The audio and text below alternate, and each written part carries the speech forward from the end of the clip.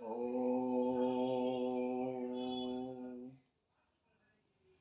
नगर नर्मदापुरम में श्री सेवाश्रम धाम, यहाँ विराजे नर्मदा, आओ करें प्रणाम।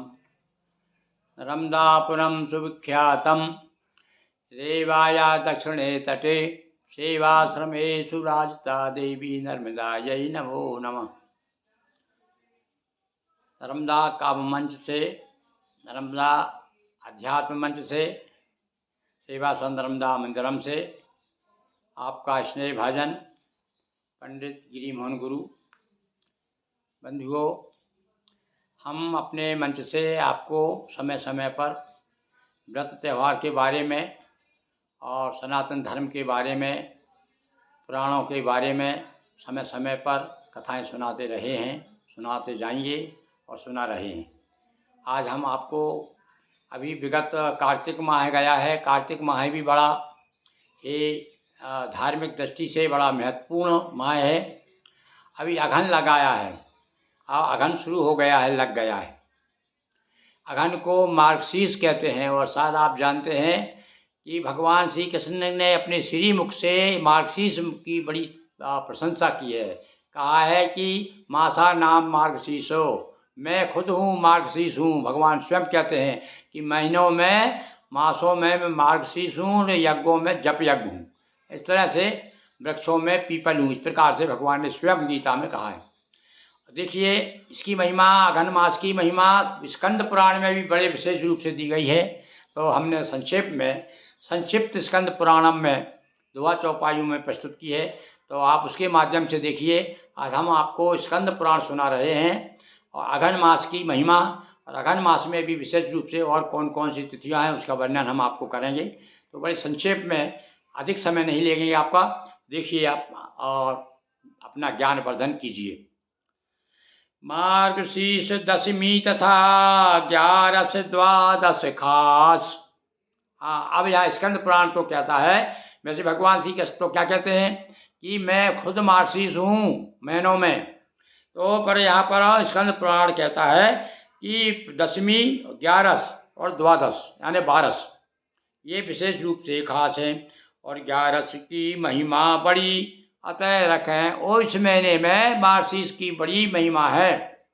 और विशेष रूप से 11 की एकादशी जो है, एकादशी का व्रत जरूर करना चाहिए मार्गशीर्ष के माह में। व्रत के साथ वस्तु कुछ त्यागन, एक बार दशमी में भोजन। अब बताया कि भैया एकादशी रहो तो किस प्रकार से रहो कि दशमी से शुरू करना चाहिए। दशमी को एक टाइम भोजन करें। उड़द मसूर चना मधु मैथुन, त्याग करें व्रत में हो पालन।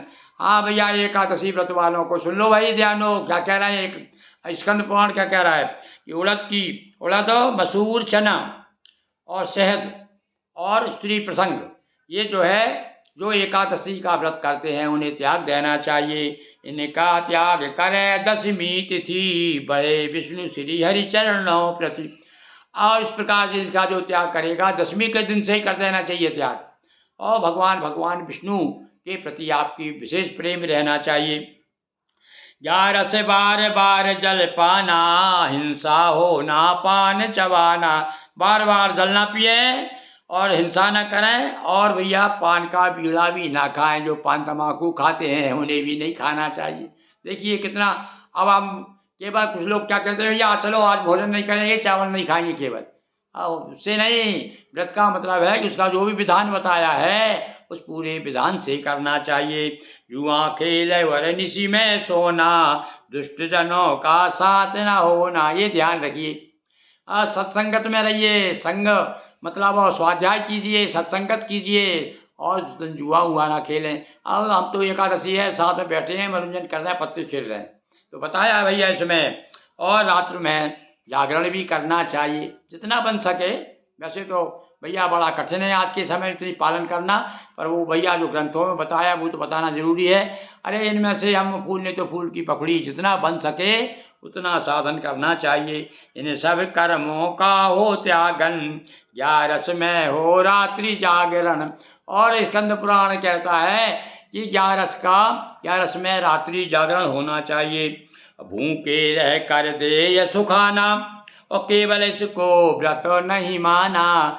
केवल ये व्रत नहीं है, केवल तुमने भोजन नहीं किया, केवल हो गई एकादशी है, और सब कुछ तुम उल्टे सीधे काम कर रहे हैं और कह रहे हैं सब तो एकादशी व्रत है। अब सुनिए 11 उद्यापन करे निमंत्रण साधु ब्राह्मण। हाँ देखिए, साधुओं को और ब्राह्मणों को भी बुलाइए। अब देखिए, एक ऐसा समाज है, बड़ा विचित्र समाज है भाई देश में। हाँ, बड़ी चिंतित मैं खुद उस समाज से हूँ, गोस्वामी समाज।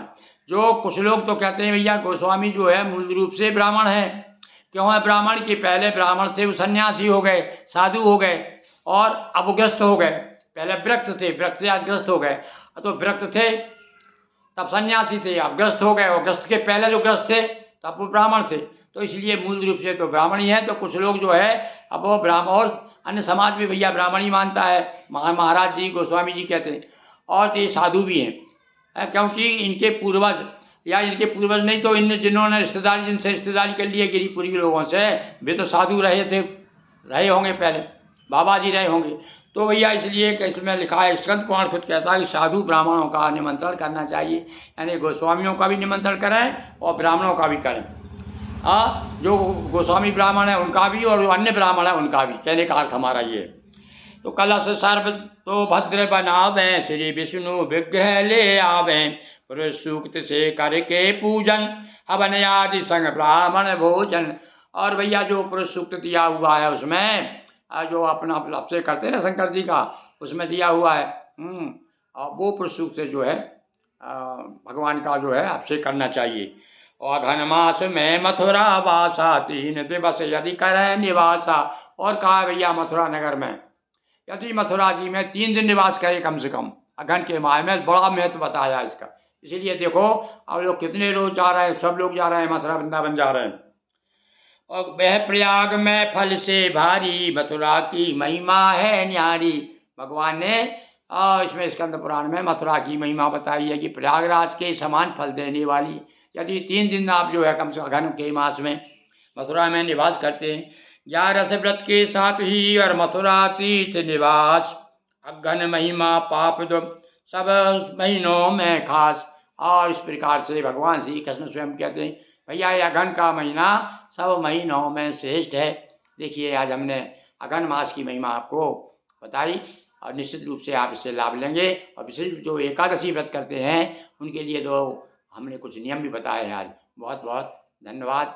और यदि आपको ये हमारे प्रयास अच्छे लग रहे हों तो आप सब्सक्राइब कीजिए, और पहली बार यदि देख रहे हैं तो, और निश्चित रूप से हमारे व्यूज़ बढ़ाइए। आप मतलब कहने का अर्थ है कि फॉलो कीजिए, शेयर कीजिए, और इस प्रकार से हमसे जुड़े रहिए। बहुत बहुत धन्यवाद।